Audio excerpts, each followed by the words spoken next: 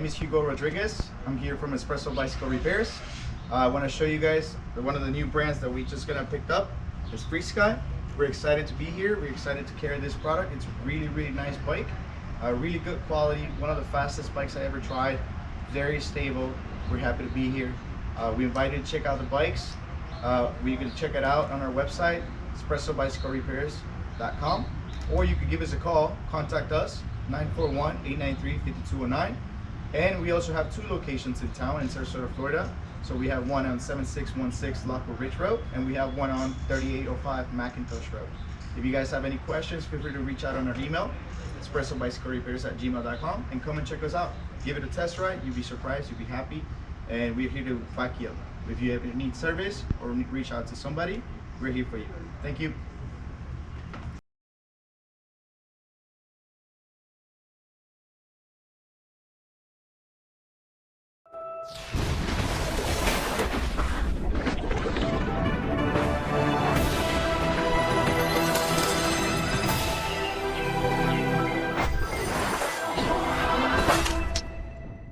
Come to Espresso? All right. Now we're going to go for a ride. Come along with us. Sounds good. I'm going to let you lead. All right. Oh no, the bike. Hi. This way.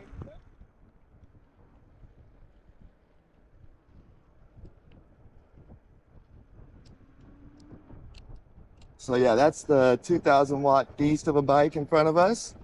Hugo at Espresso is the owner.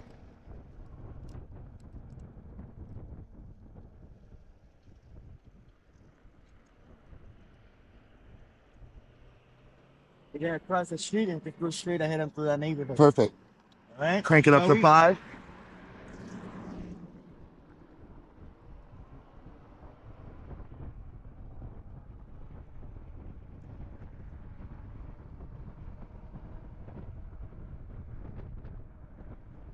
Yeah, it's fun, isn't it? It's nice because I was doing it. You see, before they take off, I just get the throttle. Yeah. But what I like is it's nice and responsive. Yeah. Some bikes on the throttle, they have a slight delay. Right. I like this one because It's right there with you. Yeah, this too. I mean, all the bikes, like.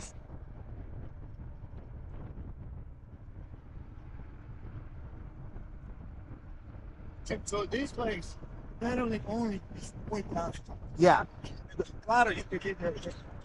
Yeah. Well, once you turn off the. Leave up. Yeah. Okay. We can go right there.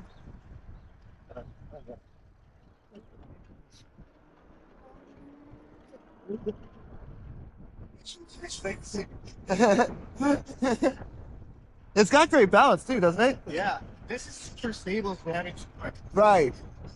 some bikes turning. Yeah, you feel. Yeah.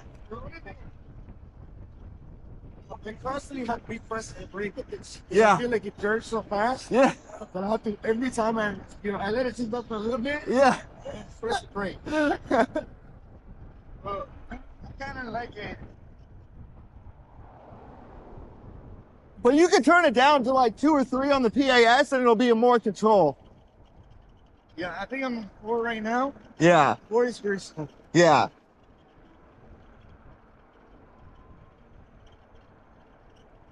So how long have you been into e-bikes? Honestly, it's not something we were by choice. Yeah. So we came in the road bike market, right? Okay. That's how we started.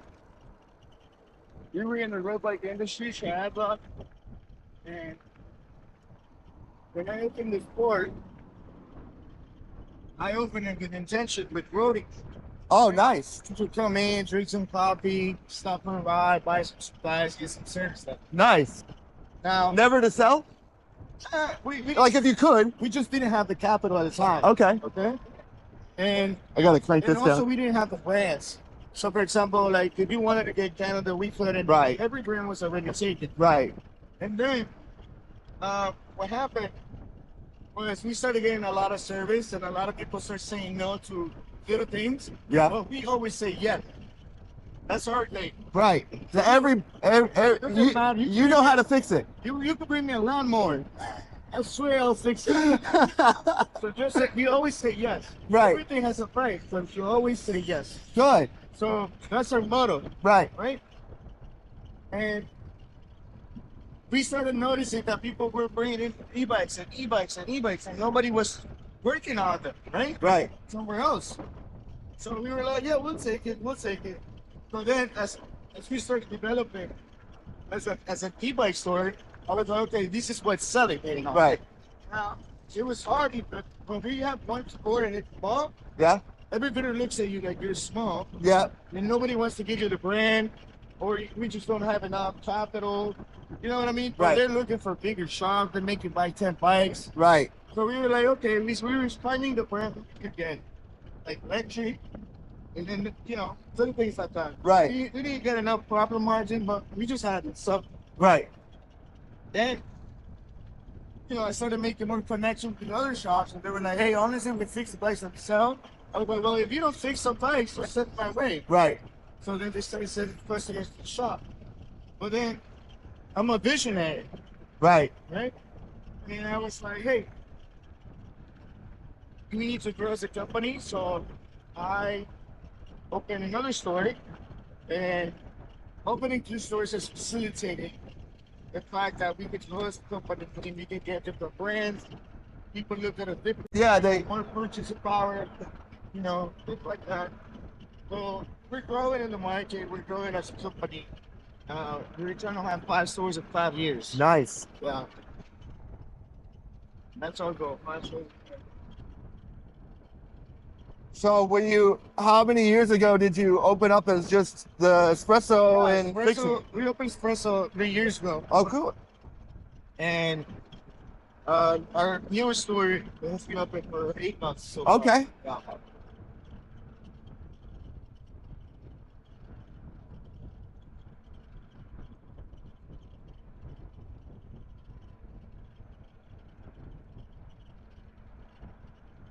This is a beautiful neighborhood. Yeah. Nice. Such a nice day. I was telling. Beautiful day. Yeah, Nice. it's I was perfect. worried about the sun. Yeah. I'm gonna be sweating. It's perfect. just enough of a breeze. Yeah.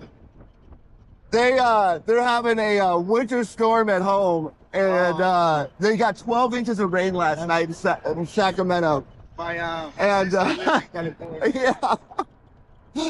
And you know, California is known for its weather. And I'm like, yeah, I'm out in Florida. I don't know about that.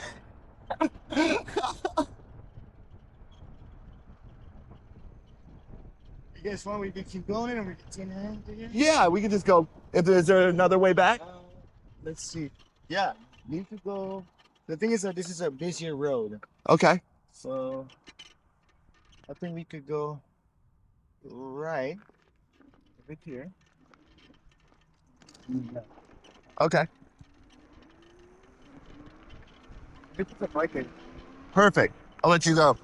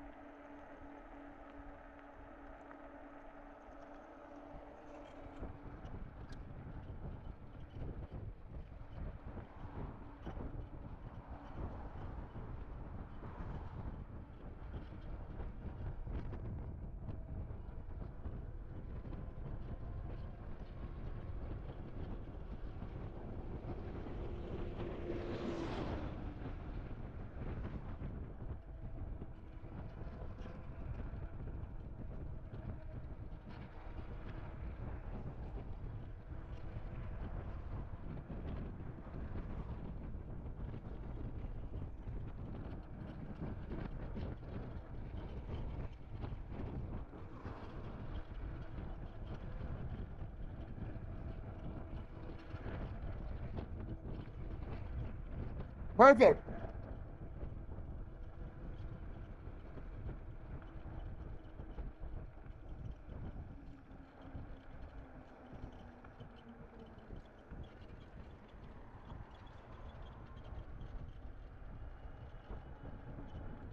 So are you born and raised in Florida? No, No? I was born and raised in Cozumel, Mexico. Okay. Then I moved to Miami about started about 6 years ago. We moved to Miami. I started in the bike industry over there. Okay. Worked for different shops, and then I got one of mine. I opened a store for somebody here in town about 5 years ago. Okay. Developed their business, and then I decided to pursue my own store. Yeah, Nice. it's something that I always had in mind. It's a matter of when, Right. not if, but just when. Right. You're that guy. Yeah. Good. Let's say I'm more of a visionary. Right.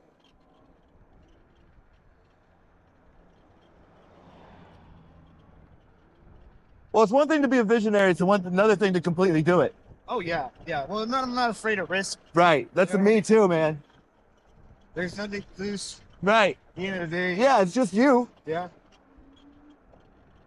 We only get one shot at this.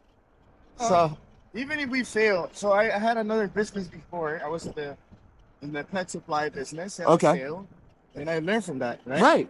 That's That's what I always say too. I'm always like, you know what? Every failure isn't a failure unless you let it be. Yeah. It's an opportunity to learn, because you don't learn from constant success. correct.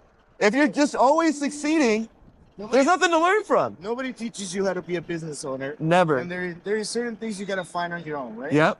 So I had to find out on my own the hard way, and we learn, and now we're very successful as a company. I love the journey. Yeah. Journey is what I'm most passionate about. Most people are like, hey, The destination. why are you in the bike industry? Well, yes, I had a passion for bikes, a really deep passion for bikes. Right. That helps. Now my passion, the bikes is secondary, Right. but my passion is the journey of what I do. How big can I get this, or how can I accomplish it? Right. You know what I mean? Why? That's the only thing that could have changed. Oh. Everything else was perfect. His bike hit was perfect. So he was like, why would you let me do that? I was Like- like, I didn't let you do anything. Right. You're free to do whatever as you please. Yeah. Exactly. Yeah. But if people realize, oh, well, yes, I know my stuff. Right. And that's what sets us apart, right? We're not another shop that is just like, oh, yeah. We're not trying to make it fail. Right. We're here to educate people, and people make a responsible decision. Right. That's it. I'm not here. I think we earn your business by telling you the truth of the product that you buy, and then you need to decide which product is right. That's exactly been my philosophy my whole entire career. Not there.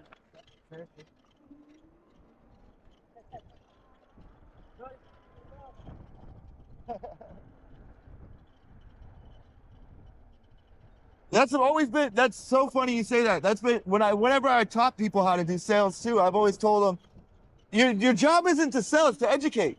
Yes. And if you know what you're talking about, and they know that you know what you're talking about, and you're honest, be honest always, and they'll respect it, and they're not going to want to go with somebody who.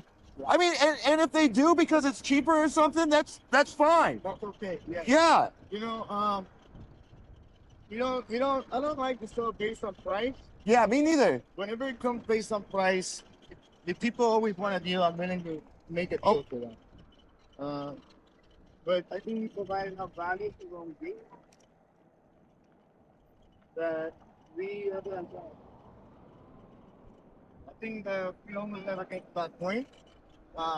It's what the customer always loves to be incentivized. And Right. that's why, for example, we always have free offers. Right. But our main thing is that the customer needs to be 100% educated about the bike that they're buying, right? Right. The features, what is the part, the warranty, things like that.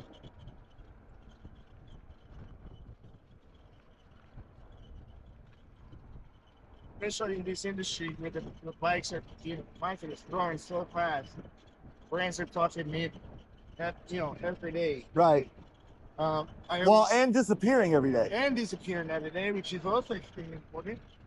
What I would tell people is like, the difference is from you buying online and coming to the shop is we really need the research for you. Right. That's exactly We right. already know which bikes we can sell for you and that See, behind. and that's such a great point because I was an online shopper. I bought my first e-bike online, and I spent hours and still got it wrong. I got an Amazon bike that ended up just being a nightmare. The customer service was terrible. But You're not listening. I don't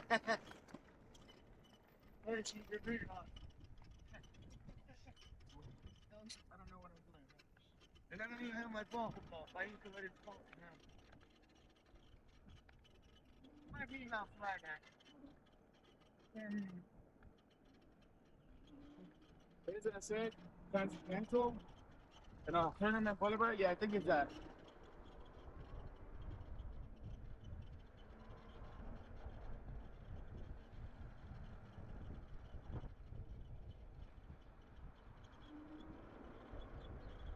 oh, there we are. Yeah. Yeah. It only took us a few tries. Yeah.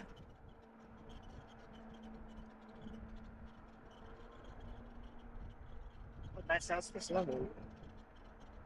Think you guys want to put I'm not kidding. I've wanted to move to Florida so I used to be a bartender, and I used to save up money Huh? because I worked at a couple of the nightclubs and a nightclub in San Francisco.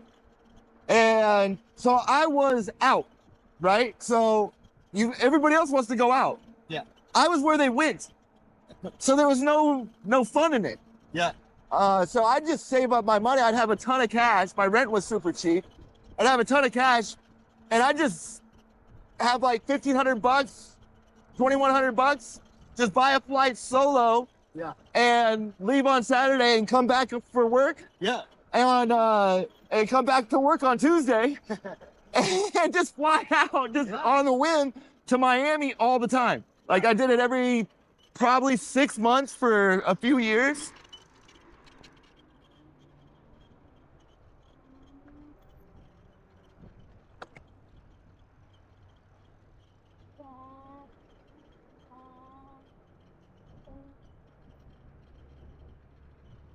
Hey, if it's not too busy in there, we're gonna do an intro for the real YouTube video.